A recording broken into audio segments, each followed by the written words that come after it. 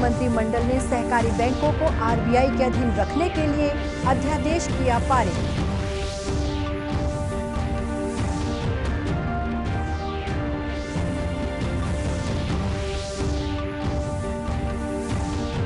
बीते 24 घंटों के दौरान राज्य में कोरोना संक्रमण के 105 नए मरीज मिले।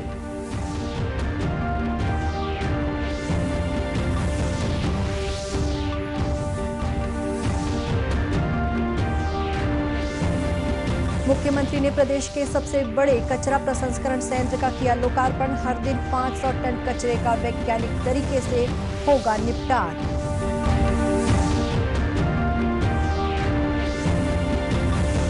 और गृह मंत्री ने कहा, प्रदेश के माओवाद प्रभावित इलाकों में पुलिस थाने और चौकी खोलने के कार्य प्राथमिकता के साथ किए जाएंगे।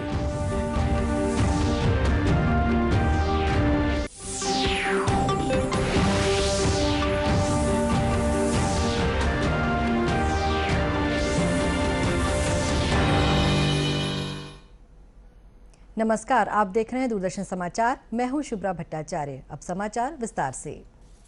केंद्र सरकार ने सहकारी बैंकों को भारतीय रिजर्व बैंक आरबीआई के अधीन रखने के लिए अध्यादेश पारित किया है। प्रधानमंत्री नरेंद्र मोदी की अध्यक्षता में आज हुई केंद्रीय मंत्रिमंडल की बैठक में कई अहम निर्णय लिए गए। बाद में वीडियो कॉन्फ्रेंसिंग के जरिए मीडिया से चर्चा करते हुए केंद्रीय सूचना और प्रसारण मंत्री प्रकाश जावड़ेकर ने बताया कि इस अध्यादेश पर राष्ट्रपति के हस्ताक्षर होने के बाद सभी तरह के सहकारी बैंक आरबीआई की निगरानी के दायरे में आएंगे।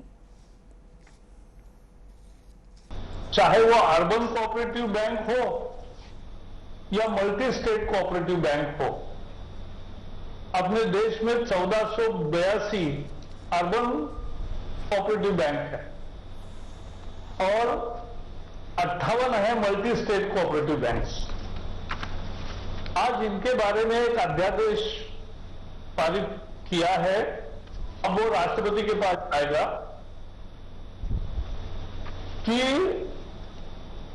ये सारी बैंक 1540 है, ये तुरंत प्रभाव से आरबीआई के सुपरविजन पावर में आ जाएंगे।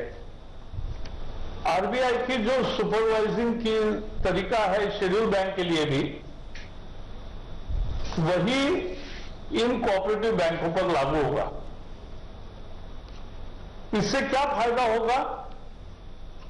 मूल फायदा होगा कि डिपॉजिटर को एक यकीन मिलेगा कि हमारा पैसा सुरक्षित रहेगा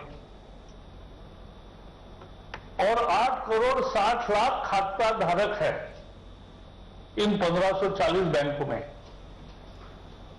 4 करोड़ 84 लाख करोड़ रुपए की बचत है, थोड़ी नहीं है। इस सबकी अच्छी रक्षा होगी, ये इस निर्णय का सबसे महत्वपूर्ण बात है। केंद्रीय मंत्री ने बताया कि लघु ऋण कार्यक्रम के तहत देश में 18 करोड़ से अधिक लोगों को व्यवसाय के लिए मुद्रा ऋण दिए गए हैं। इसके तहत 50,000 रुपए तक के कर्ज को शिशु ऋण कहा जाता है।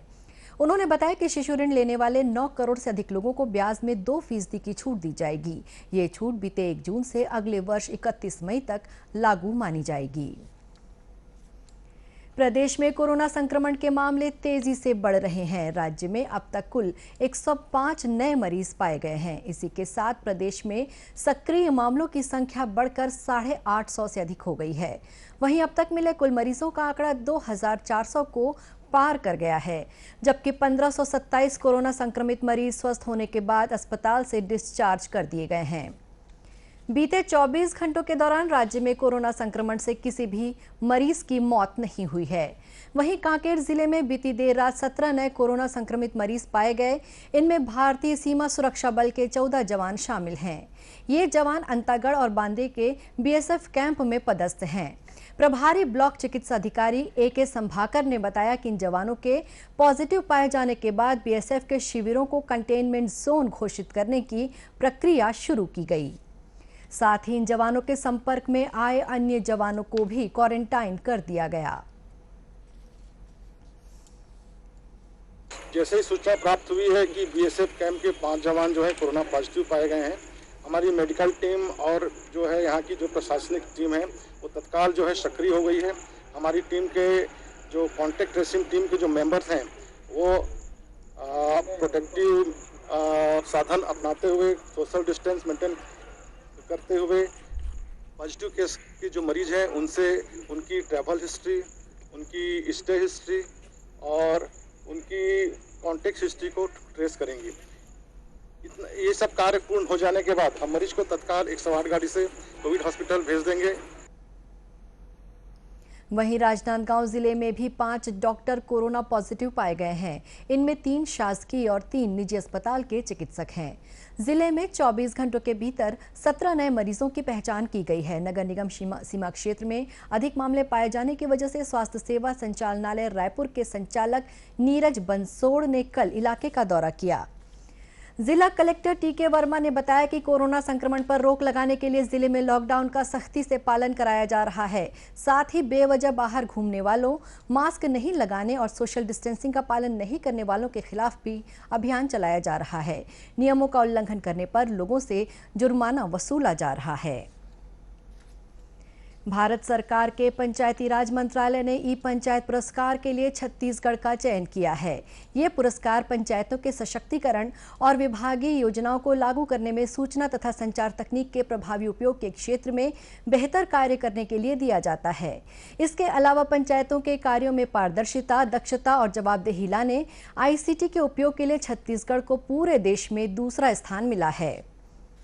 मुख्यमंत्री भूपेश बघेल और पंचायत तथा ग्रामीण विकास मंत्री टीएस सिंहदेव ने इस उपलब्धि के लिए सभी विभागीय अधिकारियों और कर्मचारियों को शुभकामनाएं दी हैं। उन्होंने कहा है कि सूचना और संचार तकनीक के इस्तेमाल से सरकार की योजनाओं को गांव के हर व्यक्ति तक पहुंचाया जा रहा है। इससे स्थानीय स्वशासन को मजबूत करने और ग्रामीणों को जागरूक करने में मदद मिल रही है। राज्य के सबसे बड़े ठोस अपशिष्ट प्रसंस्करण संयंत्र की स्थापना राजधानी रायपुर के सकरी में की गई है। मुख्यमंत्री भूपेश बघेल ने रायपुर स्थित अपने निवास कार्यालय से वीडियो कॉन्फ्रेंसिंग के जरिए इस संयंत्र का लोकार्पण किया। इस संयंत्र का निर्माण करीब 127 करोड़ रुपए की लागत से किया गया है। इस संयंत्र में हर दिन 500 टन कचरे का वैज्ञानिक पद्धति से निपटान किया जाएगा। ये संयंत्र PPP मोड पर काम करेगा और इससे पर्यावरण संरक्षण में भी मदद मिलेगी। इस संयंत्र में कचरे से खाद बनेगी और सीमेंट कारखानों के लिए सहायक ईंधन भी मिलेगा। इस संयंत्र से 6 मेगावाट बिजली उत्पादन की भी व्यवस्था है। परियोजना में हर घर और दुकान से कचरे का संग्रहण, परिवहन प्रक्रिया और निपटान की व्यवस्था की गई है। शुभारंभ कार्यक्रम में मुख्यमंत्री ने कहा कि इस संयंत्र के शुरू होने के बाद छत्तीसगढ़ देश के ऐसे राज्यों में शामिल हो जाएगा जहां शहर के 100% कचरे का निपटान वैज्ञानिक तरीके से हो सकेगा। आयुष मंत्रालय ने पतंजलि से कोरोना के इलाज के लिए बनाई गई आयुर्वेदिक दवा कोरोनिल के किसी भी प्रचार को रोकने के आदेश दिए हैं। आयुष मंत्रालय ने योग गुरु बाबा रामदेव की इस दवा के बारे में बयान जारी कर कहा है कि मंत्रालय को इस बारे में कोई जानकारी नहीं है। केंद्रीय आयुष मंत्री श्रीपद नायक ने बताया कि पतंजलि संस्थान से इस दवा से जुड़े आधिकारिक दस्तावेज जमा करने को कहा गया है। कोई भी व्यक्ति मेडिसिन का वो साइंटिफिक वैलिडेशन कर सकता है अपने अपने हॉस्पिटल में या अपने कहा, और इसके बाद में वो सब डिटेल जो है तो आयुष मंत्रालय को भेजना पड़ेगा कंफर्मेशन के लिए। ये तो रूल था। इसी के मुताबिक हाँ, बहुत खुशी की बात है, नया मेडिसिन उन्होंने तैयार किया है और जो तैयार किया है वो आयुष के पास आना चाहिए। इसके पहले किसी ने उसका एडवर्टाइजमेंट नहीं करना चाहिए, हमारी बात है। इसलिए हमको कहा कि आपका जो कुछ आपने किया है वो पेपर यहाँ भेज दो, वो हम आपको कंफर्म करके उसके आगे विचार करेंगे, दे देंगे। ये तो रूल है। गौरतलब है कि कल पतंजलि संस्थान की ओर से कोरोना के इलाज के लिए दवा बनाने में सफलता मिलने का दावा किया गया था। प्रदेश के माओवाद प्रभावित इलाकों में पुलिस थाने और चौकी खोलने के कार्य प्राथमिकता के साथ किए जाएंगे। ये बात गृह और जेल मंत्री ताम्रध्वज साहू ने कही है। गृह मंत्री ने रायपुर स्थित अपने निवास कार्यालय में गृह, जेल, नगर सेना और सैनिक कल्याण के कामकाज की समीक्षा की। बाद में मीडिया से चर्चा करते हुए गृह मंत्री ने कहा कि केंद्र और राज्य सरकार से प्राप्त राशि को लैप्स नहीं होने दिया जाएगा। उन्होंने कहा कि सबसे पहले माओवाद प्रभावित इलाकों में थाने और चौकियों की स्थापना के साथ पुलिस कर्मियों की भर्ती प्रक्रिया पूरी की जाएगी। कहीं राशि लैप्स नहीं कर रहे। कुछ हमारे नक्सल मूवमेंट में केंद्र का पैसा और हमारा राज्यांश होता है 60-40 का, तो उसमें कहीं पर भी हम लोग रोक नहीं रहे हैं। उन सबको बनाने का वो अभी उसको भी मंगवाया था पूरी जानकारी कि कितने थाने चौकी खुल रहे हैं, उसमें हमारे राज्य के बजट का कितना है। तो पहले वहाँ का अपन पूरा कर दें, नक्सल मूवमेंट या बस्तर अंचल या मानपुर मोहला या कवर्धा छिल्पी के इधर वाला जो हमारा बेल्ट है जहाँ जहाँ नक्सली सक्रिय है वहाँ का पहले कर दें। उसके लिए वहाँ अधिकारी कर्मचारियों की उपस्थिति के लिए पुलिस भर्ती के लिए सब चीज़ को, तो उसमें कोई लैप्स नहीं कर रहे हैं, उसको हो जाए। समीक्षा बैठक में गृह मंत्री ने प्रदेश की सभी जेलों का निरीक्षण कर बैरकों में साफ सफाई, कैदियों की क्षमता और उनके स्वास्थ्य परीक्षण के साथ ही अन्य सभी जरूरी व्यवस्थाओं का जायजा लेने के निर्देश दिए हैं। उन्होंने जेलों में कपड़ा बुनाई, फर्नीचर और प्रिंटिंग सहित अन्य सामग्री बनाने के कार्य को बढ़ावा देने को कहा ताकि व्यावसायिक गतिविधियां बढ़ें और कैदियों का कौशल विकास हो सके। कोरिया जिले के चिरमिरी स्थित भूमिगत खदान में बीती रात हुए हादसे में एक मजदूर की मौत होने का समाचार मिला है। मिली जानकारी के मुताबिक बीती देर रात ये मजदूर कोयला ड्रिल करने के लिए बारूद लगा रहा था। इस बीच इसमें विस्फोट हो गया जिसकी चपेट में आकर मजदूर की मौत हो गई।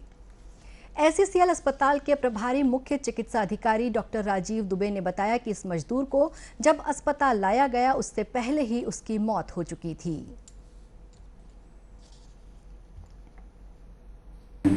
कल रात में कुरसिया माई से एक मरीज को लेकर आया गया था जिसका नाम धनेश्वर था।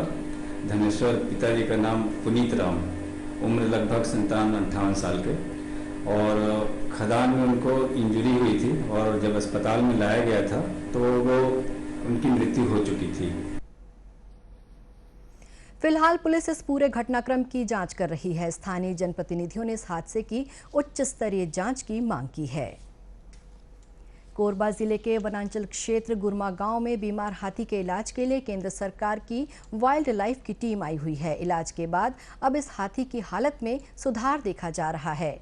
उल्लेखनीय है कि करीब 9 दिन पहले गुरमा गांव के रिहायशी इलाके में एक हाथी अचानक बेहोश होकर गिर गया था। हाथी के अधिक बीमार होने और खड़ा न हो पाने के बाद बेंगलोर और दिल्ली के चिकित्सक गाँव पहुंचे और हाथी का इलाज किया जा रहा है। कोरबा वन मंडल के एसडीओ आशीष खेलवार ने बताया कि हाथी को खड़ा करने की कोशिश की जा रही है। हमारे डॉक्टर हैं छत्तीसगढ़ के wild life expert doctor Rakesh Verma हैं और बेंगलोर से 2 डॉक्टर आए हैं, डॉक्टर अरुण, डॉक्टर प्रयाग, और पूरे एक डॉक्टरों की टीम है जो उसका निरीक्षण करेगी, डॉक्टर खूटे और डॉक्टर पांडे। अभी क्या कंडीशन है सर हाथी की? अभी हाथी की कंडीशन पहले से सुधरी हुई है, उसको हम लोग खाना दे रहे हैं और ये अभी गन्ना और केला और ये सब चीज़ें खा रहा है, कटहल, और उसके साथ ये फ्लूट थेरेपी दे रहे हैं और उसके ग्लूकोज की मात्रा को सप्लाई करने के लिए ग्लूकोज IV चढ़ा रहे हैं और साथ में वो गन्ना पानी गुड़ पानी पिला रहे हैं। गांव के रिहायशी इलाके में ही टेंट लगाकर हाथी का इलाज किया जा रहा है। इसे देखते हुए सुरक्षा के मद्देनजर ग्रामीणों को सतर्क रहने की हिदायत दी गई है। प्रदेश के अधिकतर इलाकों में बीते 2 दिनों के दौरान हुई लगातार बारिश की वजह से नदी नालों का जलस्तर तेजी से बढ़ा है। बाढ़ जैसी स्थिति से निपटने के लिए कई जलाशयों के गेट खोल दिए गए हैं। राजनांदगांव जिले के शिवनाथ नदी पर बने मोंगरा बैराज से 3000 क्यूसेक पानी छोड़ा जा रहा है। लगातार बारिश के कारण इस बैराज का करीब 33% हिस्सा भर चुका है। जिला कलेक्टर टोपेश्वर वर्मा ने बताया कि बैराज से पानी छोड़ने से पहले तटीय गांव में मुनादी करा दी गई है और लोगों को सतर्कता बरतने की हिदायत दी गई है।